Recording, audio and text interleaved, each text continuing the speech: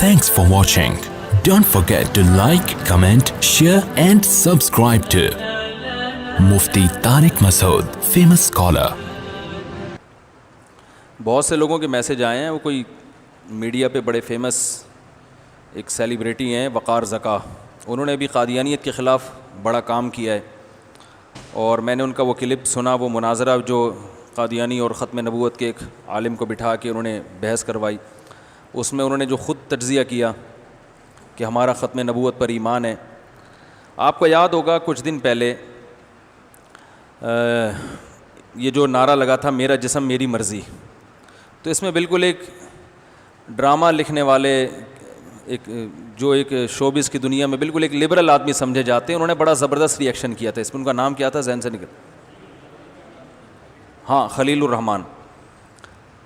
تو پورا میڈیا ان کے خلاف ہو گیا تھا, اور میں نے پھر اس کے بعد بھی بہت سارے کلپ ان کے دیکھے تو اندازہ ہوا کہ یہ آدمی بالکل تنہا ہو گیا ہے. تو ایسے موقع پہ ہم سب کی ذمہ داری بنتی ہے کہ ایسے کسی بھی محنت کو ہم اپریشیٹ کریں, ایسے بندے کو ہم کی حوصلہ افزائی کریں کہ بھئی ویل ڈن, آپ کے باقی کاموں کا اللہ جانے, ٹھیک ہے نا. ہم کسی برے کام کو کبھی بھی اپریشیٹ نہیں کر سکتے, ہمیں نہیں پتہ آپ نے برا کیا اچھا کیا, لیکن یہ کام بہرحال آپ نے اچھا کیا ہے. اور اس کی ویلیو اس لیے بھی بڑھ جاتی ہے کہ علماء کا اپنا ایک طبقہ ہوتا ہے جو علماء کو سنتا ہے, لیکن دنیا میں بہت سے لوگ ان لوگوں کو بھی سنتے ہیں جو انہی کی تقریر سے, انہی کے جذبات سے متاثر ہوتے ہیں. وہ ہمارے اور آپ کے جذبات سے متاثر نہیں ہوتے, کیونکہ ہماری بات اس طبقے میں نہیں پہنچتی ہے جس طبقے میں اس طرح کی سیلیبریٹیز کی باتیں پہنچتی ہیں, اور اس پر اثر زیادہ ہوتا ہے. تو یہی وقار زکا صاحب نے جو قادیانیت کے خلاف کام کیا ہے, تو اس پہ بہرحال ان کو اپریشیٹ کرنا چاہیے. قادیانیت اس ری ایکشن سے جو ان کو نقصان ہوا ہے یا تو تکلیف ہوئی ہے, وہ باقی ری ایکشن سارے ایک طرف رہ گئے. تو لبرل طبقے میں اور اس طرح کی سیلیبریٹیز میں اس طرح کی بات کا آ جانا یہ ایک بہت اچھی بات ہے. اس میں بلا وجہ کیڑے نکالنا, اب ہے اس کا تو یہ مقصد, اب ہے اس کا تو کوئی اچھا کام کرے تو بھائی اچھا کہہ دیا کرو, کیا جا رہا ہے, گورنمنٹ کی طرف سے کوئی ٹیکس لگتا ہے اس پہ. تو میں یہ پیغام دینا چاہتا ہوں کہ جیسے انہوں نے ری ایکٹ کیا ہے, اور اس ری ایکشن کی وجہ سے فیس بک کی ان کی مونیٹائزیشن بند ہو گئی ہے, سمجھ رہے ہیں, اتنا زیادہ احتجاج ہوا ہے اس پر کہ وہ فیس بک کی مونیٹائزیشن بند ہو گئی ہے.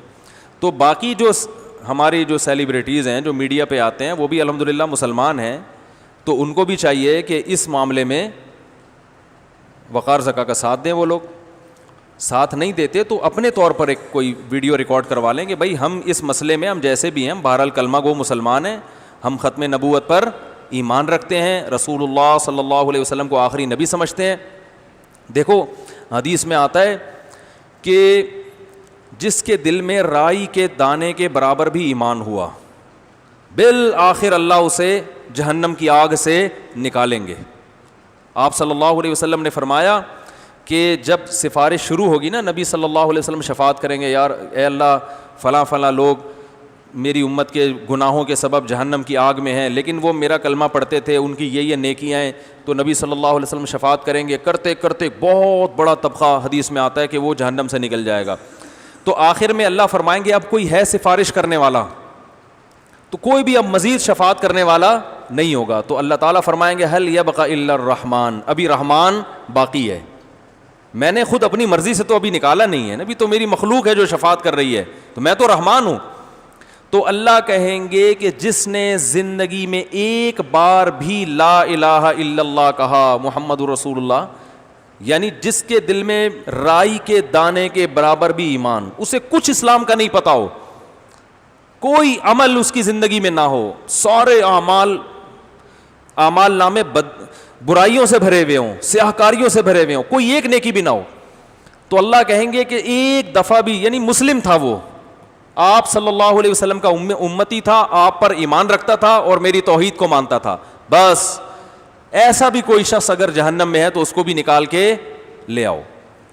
تو حدیث میں آتا ہے کہ یہ وہ وقت ہوگا کہ جب جو لوگ کفر پہ مرے ہیں وہ کہیں گے یا لیتنی کنت ترابا, ہائے کاش ہم مر کے مٹی ہو کے ختم ہو جاتے. اور حدیث میں آتا ہے کہ جو کافر جہنم میں ہوں گے وہ اہل اسلام کو تانے دیں گے کہ تمہارے ایمان نے تمہیں کوئی فائدہ نہیں پہنچایا.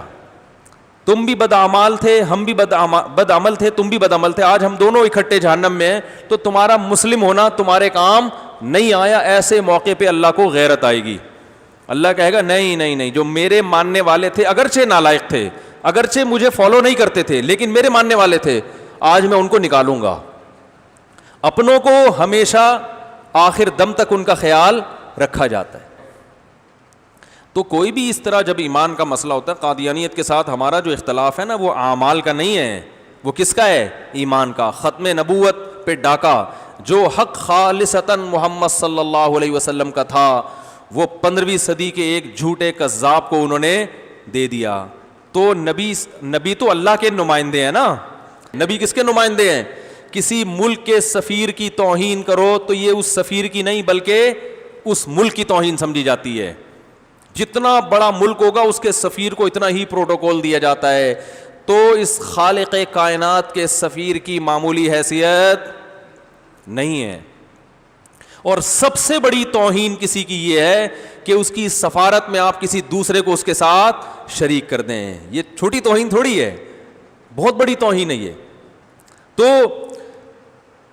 جو بھی یہ بھائی اس وقت یہ کام کرے گا, کوئی معاشرے میں کوئی خوبی کو پروموٹ کرے, تو اس کو ہمیں کم از کم اس کام کی حد تک اپریشیٹ کرنا چاہیے. تو اس لیے جو دوسرے ہمارے جو بھی شوبز کی دنیا سے وابستہ لوگ ہیں, ان کو بھی چاہیے کہ بھائی وہ بھی ساتھ دیں کہ بہت اچھا کام کیا, اور ہم بھی اس میں ان کے بولتے کیوں نہیں بھائی, ہم بھی ساتھ ہیں اس میں.